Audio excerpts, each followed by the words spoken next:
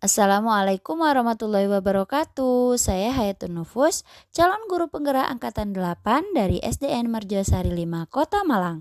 Pada video kali ini, saya akan memaparkan tentang koneksi antar materi modul 2.3 tentang coaching dalam supervisi akademik. Tujuan pembelajaran khusus dari pendidikan guru penggerak yaitu CGP mampu menyimpulkan dan menjelaskan keterkaitan materi yang diperoleh dan membuat refleksi berdasarkan pemahaman yang dibangun selama modul 2 dalam berbagai media. Kesimpulan dan refleksi materi pembelajaran pada modul 2.3 coaching.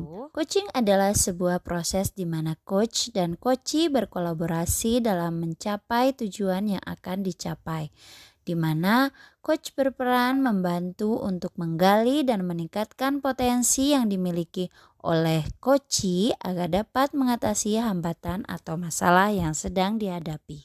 Paradigma berpikir coaching yaitu fokus pada coachee yang akan dikembangkan, bersikap terbuka dan ingin tahu, memiliki kesadaran diri yang kuat, serta mampu melihat peluang baru dan masa depan. Prinsip coaching yaitu kemitraan. Kemitraan ini sangat penting dalam mencapai hasil yang sukses dalam coaching karena posisi coach dan coachee setara sehingga dapat menciptakan lingkungan yang aman, terbuka, dan saling percaya antara coach dan coachee. Selanjutnya, proses kreatif. Proses kreatif ini dilakukan melalui percakapan dua arah antara coach dan coachee, sehingga memicu proses berpikir coachee untuk memetakan dan menggali potensi coachee berdasarkan situasinya sehingga memunculkan ide-ide baru dan memaksimalkan potensi. Berikut beberapa langkah untuk memaksimalkan potensi saat coaching, yaitu membangun hubungan yang kuat, mendengar dengan penuh perhatian, memberi pernyataan yang mendalam dan reflektif, mengidentifikasi tujuan dan rencana tindakan, mendorong tanggung jawab pribadi, dan mengakhiri sesi dengan perencanaan. Coaching dalam konteks pendidikan.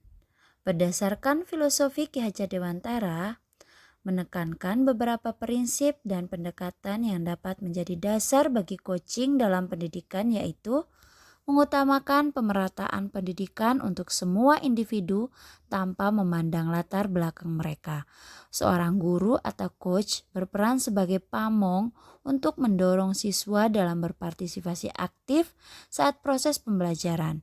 Mereka bukan hanya sebagai penerima pasif informasi, mempertimbangkan pengembangan seluruh potensi individu, membantu individu untuk terus belajar dan berkembang sepanjang hayat mereka, menjadi pembelajar mandiri yang mampu mengambil inisiatif dalam memperoleh pengetahuan dan keterampilan agar mereka merasa dihargai. Selanjutnya, sistem Among berdasarkan filosofi Ki Hajar Dewantara yaitu Ingarso Sungtulodo ing Madya Mangunkarso Tutwuri Handayani menjadi arahan bagi seorang guru dalam keterampilan berkomunikasi dan menggunakan pendekatan coaching.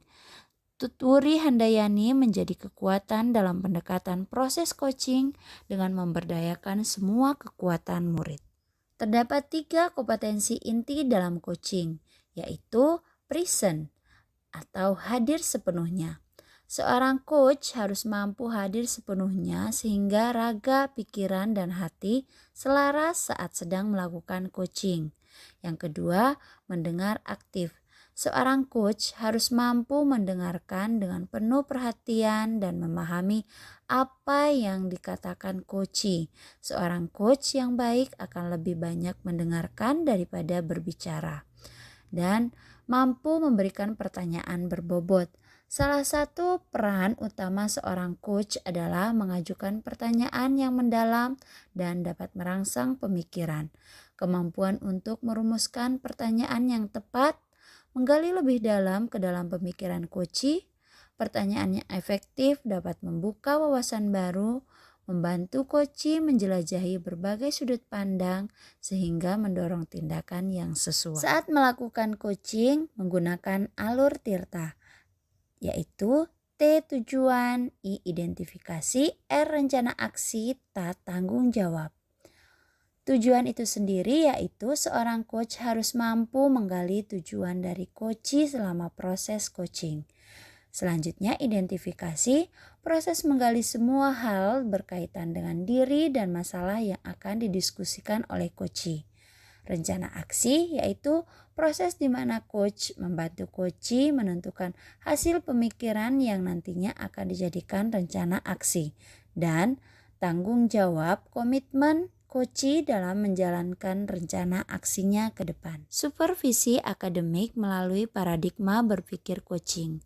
Tujuan dari supervisi akademik adalah untuk meningkatkan mutu pendidikan dan pembelajaran bagi guru sebagai pemimpin pembelajaran dalam mencapai tujuan pembelajaran yang berpihak pada murid dan sesuai dengan profil pelajar Pancasila.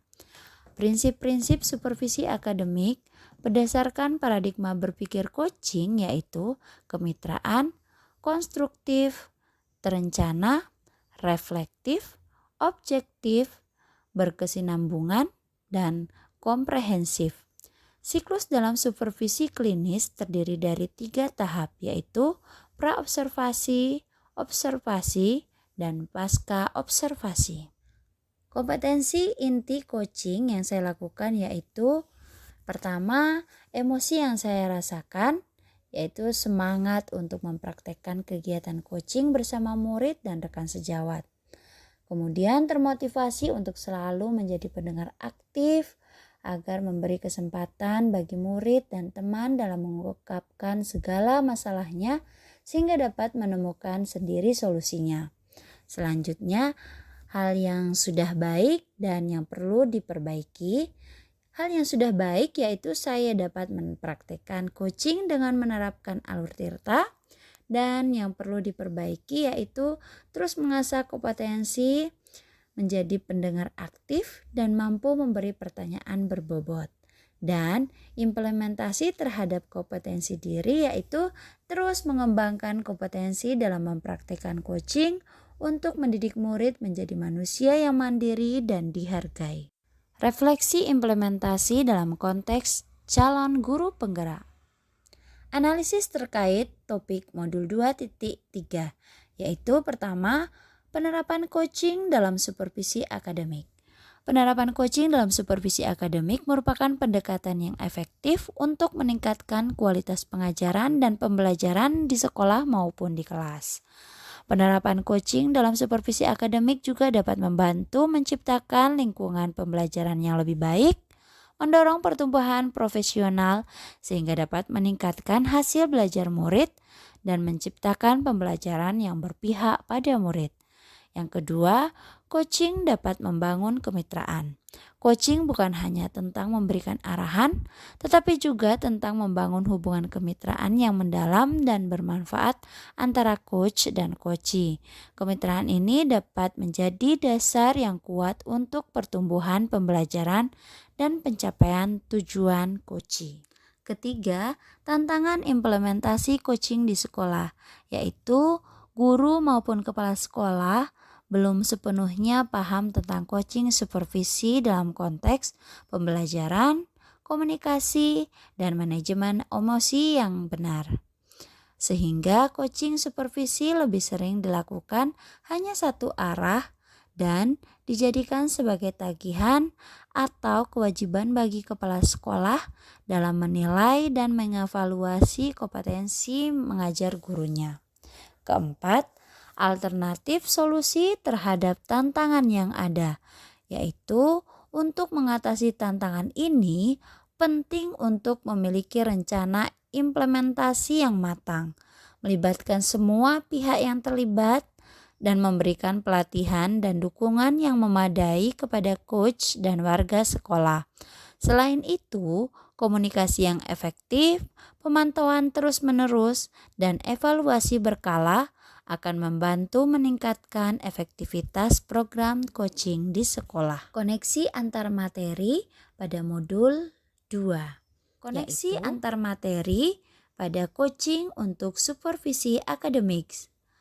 Di modul 2.1 tentang pembelajaran berdiferensiasi, coaching dan pembelajaran berdiferensiasi, keduanya mendorong keterlibatan aktif dari setiap murid dalam coaching.